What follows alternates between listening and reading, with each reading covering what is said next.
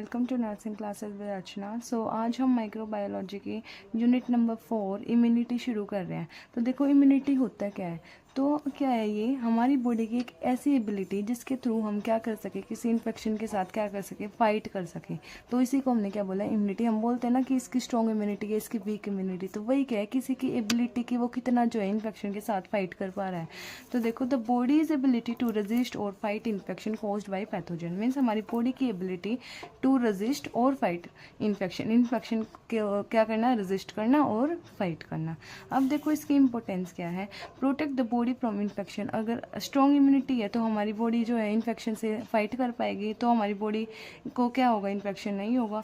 Next बोला prevent repeated illness. बार बार जो illness होती है उसको जो है प्रिवेंट करेगा। हेल्प इन फास्टर रिकवरी जो है वो फास्ट होगी अगर कोई बीमारी हो भी जाए तो। डिस्ट्रॉय हार्मफुल माइक्रो ऑर्गेनिज्म जो है डिस्ट्रॉय ये कर देगी इम्यूनिटी। ठीक है, अब इसके बाद आता है टाइप्स ऑफ इम्यूनिटी। तो देखो हमारे दो तरीके की इम्यूनिटी होती है, इनेट और एक्वायर्ड। इनेट इम्यूनिटी जो हमें बाय बर्थ मिलती है, बाय बर्थ जो इम्यूनिटी मिलेगी वो क्या है, इनेट इम्यूनिटी। एक्वायर्ड या फिर अडेप्टिव जो है हम ड्यूरिंग द लाइफ जो है इसको गेन करेंगे, ड्यूरिंग द लाइफ, हमारे लाइफ के टाइम पे, है ना। तो बोला कि ये भी जो है दो तरीके की होती है, एक्टिव और पैसिव। अब ये एक्टिव भी दो तरीके की है, नेचुरल एक्टिव, आर्टिफिशियल एक्टिव। ऐसे ही पैसिव भी दो तरीके की है, natural passive and artificial passive. Then acquired के हमें टू और टाइप्स पढ़ने हैं, ह्यूमोरल और सेल मीडिएटेड इम्यूनिटी। ठीक है, फर्स्ट आता है इनेट इम्यूनिटी। तो इनेट इम्यूनिटी मैंने बताया आपको कि ये बर्थ से ही जो है प्रेजेंट होती है। तो देखो, natural defence mechanism of body that is present from birth, ये जो है हमारे पास बर्थ से ही प्रेजेंट होगी। अब देखो इसकी करेक्टरिस्टिक्स क्या है। देखो सबसे पहले प्रेजेंट फ्रॉम बर्थ से ही प्रेजेंट होगी। First line of defence means जब भी कोई वायरस, कोई भी एंटीजन, कोई भी पैथोजन हमारी बॉडी के अंदर एंटर करेगा तो सबसे पहले कौन डिफेंस मैकेनिज्म किसका जो है वो चालू होगा, हमारे पास इनेट इम्यूनिटी का। Means first line of defence सबसे पहले जो एक्ट करेगा उसके ऊपर, तो वो कौन सी है हमारे पास, इनेट इम्यूनिटी। नॉन स्पेसिफिक है, मीन्स ये जो है हर एक पैथोजन को है सेम वे से जो है ट्रीट करती है, सेम वे से जो है उसको किल करने की ट्राई करती है। ये एक स्पेसिफिक नहीं है कि इस पैथोजन के लिए ऐसे और इसके लिए ऐसे। ठीक है, इमीडिएट रिस्पॉन्स होगा विद इन 5 to 10 मिनट्स। ठीक है, नेक्स्ट बोला कोई मेमोरी जो है इसकी नहीं होती। मीन्स हमारे पास कुछ इम्यूनिटी होती है जिसकी अगर प्रीवियस इन्फेक्शन हुआ है तो उसकी मेमोरी जो है उसके पास रहेगी कि अगली बार दोबारा से फिर से वही पैथोजन आएगा तो वो तैयार हो जाएंगे उसके लिए। ठीक है, तो इनेट इम्यूनिटी हमारे पास बर्थ से ही प्रेजेंट होंगी, फर्स्ट लाइन ऑफ डिफेंस की तरह एक्ट करेंगी, नॉन स्पेसिफिक होती है, इमीडिएट रिस्पॉन्स होता है और कोई मेमोरी जो है इसकी नहीं होती। अब देखो इसके हमने लिखने की कंपोनेंट्स कौन कौन से होते हैं। इनेट इम्यूनिटी में हमारे पास कौन इम्यूनिटी प्रोवाइड करवा रहा है, तो सबसे पहले आता है physical barrier. Physical barrier means जो हमारे पास पैथोजन की एंट्री को ही ब्लॉक कर देंगे। मीन्स मान लो मेरी स्किन है, अब अगर ये नहीं होती तो सब कुछ खुला पड़ा रहता तो क्या होता, कोई भी पैथोजन जो है वो इजीली एंटर कर सकता था। तो मीन्स ये क्या करेंगे, जो भी फिजिकल बैरियर है वो जो है ब्लॉक कर देंगे एंट्री ऑफ पैथोजन। ठीक है, इसके अंदर हमारे पास स्किन आएगी, म्यूकस मेम्ब्रेन, नोज के हेयर्स और आई लैशेज। ठीक है, नेक्स्ट आता है केमिकल बैरियर। केमिकल बैरियर्स वो बैरियर्स होते हैं जो क्या करते हैं, केमिकल को प्रोड्यूस करते हैं और वो केमिकल जो है माइक्रो ऑर्गेनिज्म को क्या करेंगे, किल करेंगे। तो इसके अंदर जैसे हमारे पास क्या है, टीयर्स में आपको पता होगा क्या होता है, लाइजोजाइम प्रेजेंट होता है। ये क्या है, एक एंजाइम प्रेजेंट है इसके अंदर। सलाइवा के अंदर भी क्या प्रेजेंट है, लाइजोजाइम। तो ये एंजाइम क्या करता है, बैक्टीरिया को किल करने में हेल्प करेगा। स्टमक एसिड आपको पता है HCl भी क्या करता है, किल करता है बैक्टीरिया को। ठीक है, और स्वेट भी क्या है, केमिकल बैरियर। क्यों, क्योंकि ये जो है ना स्किन को कैसा बना देता है, एसिडिक बना देता है और एसिडिक नेचर में आपको पता है बैक्टीरिया अच्छे से ग्रो नहीं कर पाएंगे। ठीक है, फिर नेक्स्ट आएगा cellular component. Cellular components means हमारे जो है सेल के कुछ सेल भी जो है इम्यूनिटी प्रोवाइड करते हैं, जैसे कि न्यूट्रोफिल एंड मैक्रोफेजेस। इन दोनों का काम क्या है, फैगोसाइटोसिस। मीन्स कोई भी पैथोजन आएगा तो उसको क्या कर लेंगे, ये खा लेंगे, फैगोसाइट कर लेना, एनगल्फ कर लेना। ठीक है, नेचुरल और इसके अंदर रहेंगे नेचुरल किलर सेल्स और डेंड्रिटिक सेल्स। तो देखो ये जो है हमारे पास क्या करते हैं, ये जो वायरस इन्फेक्टेड सेल्स होते हैं, वायरस इन्फेक्टेड मीन्स ऐसे सेल जिनको वायरस ने इन्फेक्ट कर दिया है, तो उनको किल करने का काम किसका है, नेचुरल किलर सेल्स का।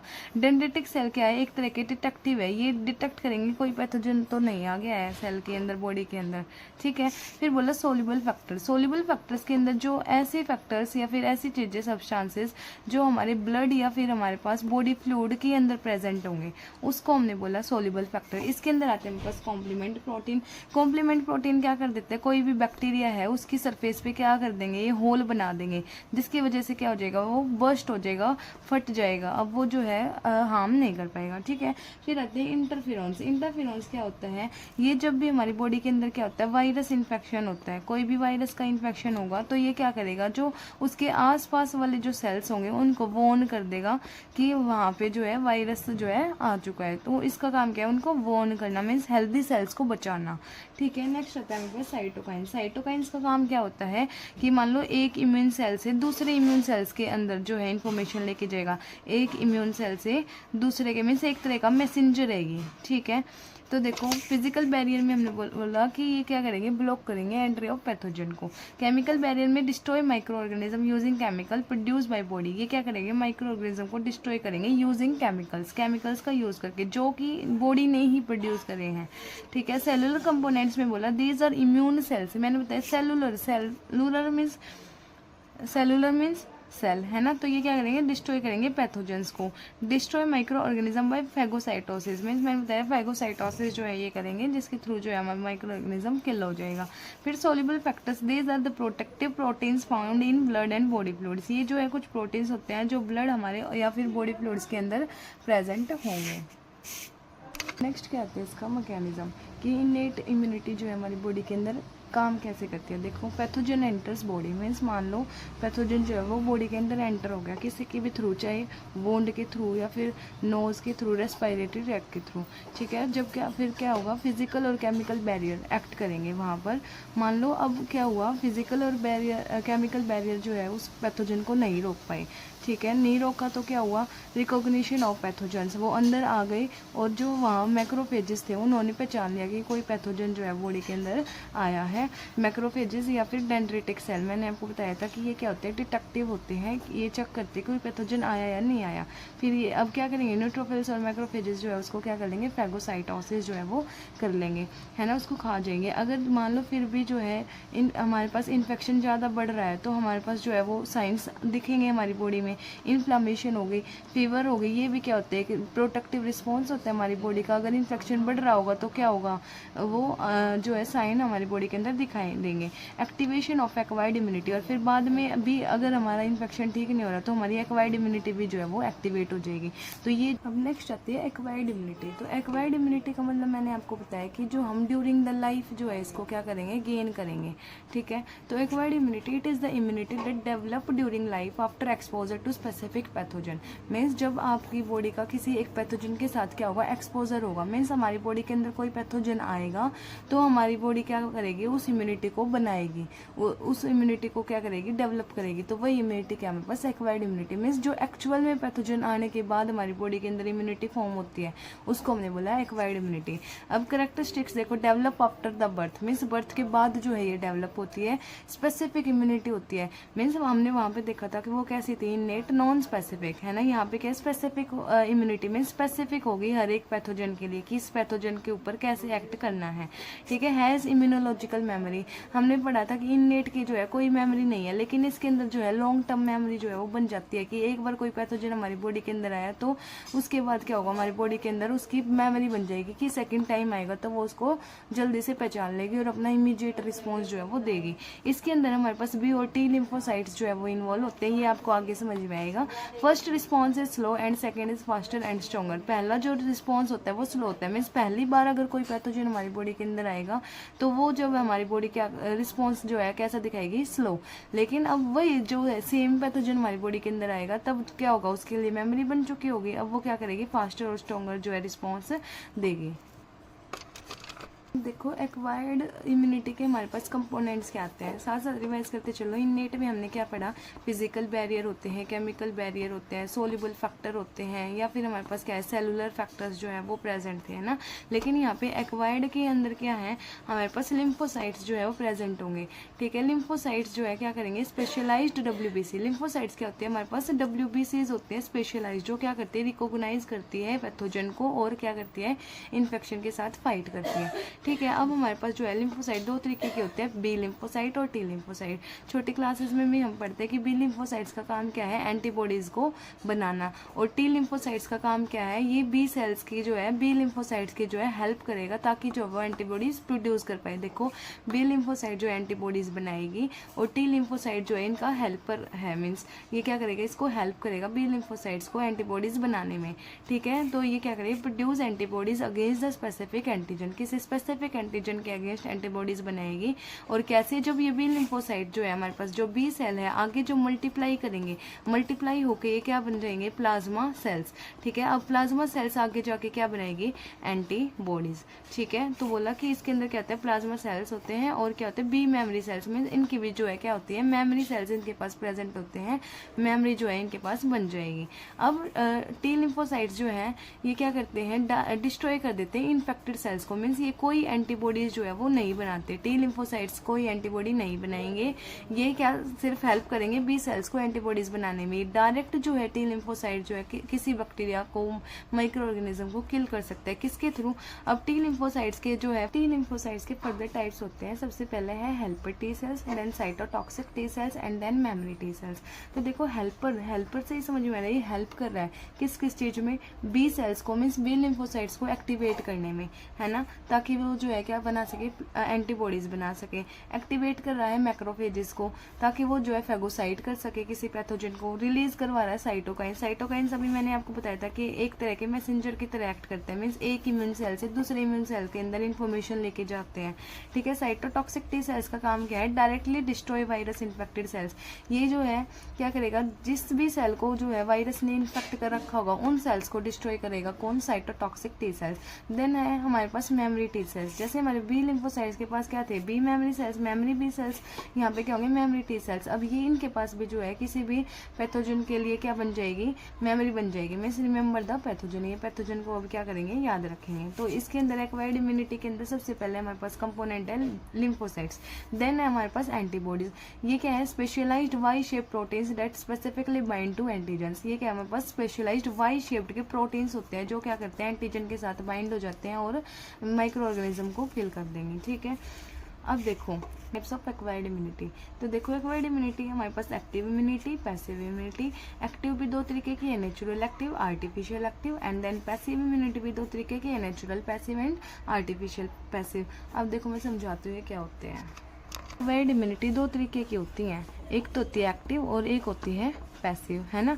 तो देखो कैसे समझोगे इसको। एक्टिव को मानो कि ये आपकी घर की इम्यूनिटी है, पैसिव मानो कि ये आप बाहर से ले रहे हो, ठीक है। घर की मीन्स मान लो कोई भी क्या होगा, हमारी बॉडी के अंदर पैथोजन आएगा। अब पैथोजन आने के बाद हमारी बॉडी क्या करेगी, उस पैथोजन को मारना चाहेगी, तो अब हमारी बॉडी उसके अगेंस्ट क्या बनाएगी, एंटीबॉडीज बनाएगी। तो इसी को हमने बोला एक्टिव इम्यूनिटी में, जब हमारी बॉडी के अंदर कोई पैथोजन आएगा उसके बाद जो एंटीबॉडीज बनेगी वो किसके अंदर आएगा, एक्टिव इम्यूनिटी के अंदर। The body produce its own antibodies after exposure to an antigen. हमारी बॉडी खुद बना रही है। कैरेक्टरिस्टिक्स देखो, टेक टाइम टू डेवलप। अब हमारी बॉडी काम कर रही है उसको बनाने के लिए, तो क्या है, हमारी बॉडी जो है उसको बना रही है, तो क्या होगा, ज़्यादा से ज़्यादा टाइम जो है उसको बनाने में लगेगा। नेक्स्ट बोला लॉन्ग लास्टिंग। अब बॉडी काम कर रही है, मेहनत कर रही है, तो ये नहीं उसकी मेहनत खराब जाएगी, उसकी जो इम्यूनिटी होगी वो लॉन्ग लास्टिंग होगी, लंबे समय तक जो है वो प्रोटेक्ट करेगी हमारी बॉडी को। मेमोरी सेल्स जो है इनकी फॉर्म होंगे, इनको जो है याद रहेगी पैथोजन के बारे में, ठीक है। अब मैंने बताया था एक्टिव इम्यूनिटी भी दो तरीके की होती है, natural active and then artificial active. Natural active means जब भी हमारी बॉडी के अंदर कोई इन्फेक्शन होगा और जब हमारी एंटीबॉडीज बनेगी वो क्या होगी, नेचुरल एक्टिव। मीन्स हमारी बॉडी के एग्जांपल देखो, हमारी बॉडी जो है क्या हुआ था, चिकन पॉक्स हुआ था हमें। अब हम चिकन पॉक्स से क्या कर रहे हैं, रिकवर कर रहे हैं। अब चिकन पॉक्स के अगेंस्ट जो है हमारी बॉडी ने क्या बना ली, एंटीबॉडीज बना ली। मीन्स एक्चुअल में जब भी क्या होगा, नेचुरल इन्फेक्शन के बाद जो एंटीबॉडीज डेवलप होंगी वो होगी natural active. Example, a person recover from chicken pox and develop immunity. अब बॉडी ने क्या कर लिया, चिकन पॉक्स के अगेंस्ट इम्यूनिटी को डेवलप कर लिया। आर्टिफिशियल एक्टिव मीन्स कोई इन्फेक्शन जो है हमारी बॉडी के अंदर नहीं हुआ था, हमने यहाँ पे क्या करा है, वैक्सीनेशन दी है, वैक्सीनेशन जो है वो दिया बॉडी को। अब उस वैक्सीनेशन के अगेंस्ट जो हमारी बॉडी ने क्या करी है, इम्यूनिटी प्रोड्यूस करी है। जैसे BCG वैक्सीन दे दी, hepatitis B vaccine, polio vaccine.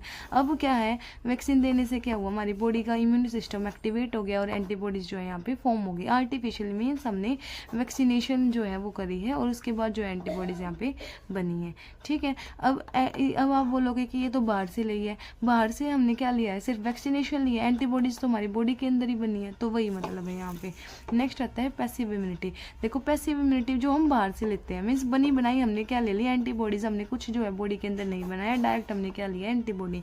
The body receive readymade antibodies from another person और बाई इंजेक्शन। किसी अनदर पर्सन से या फिर हम इंजेक्शन से जो है डायरेक्टली क्या ले रहे हैं, एंटीबॉडीज, तो वो क्या है, पैसिव इम्यूनिटी। अब इसकी कैरेक्टरिस्टिक क्या है, इमीडिएट प्रोटेक्शन, मीन्स एक जल्दी से जल्दी जो है ये प्रोटेक्ट करेगी हमारी बॉडी को, शॉर्ट लास्टिंग होगी और कोई मेमोरी सेल जो है इसके अंदर फॉर्म नहीं होंगे। अब देखो नेचुरल पैसिव और आर्टिफिशियल पैसिव दो पार्ट्स है इसके। नेचुरल पैसिव मीन्स हम क्या ले रहे हैं, मदर से बेबी के अंदर जो एंटीबॉडीज जा रही है वो किसके अंदर आएंगे, नेचुरल पैसिव के अंदर।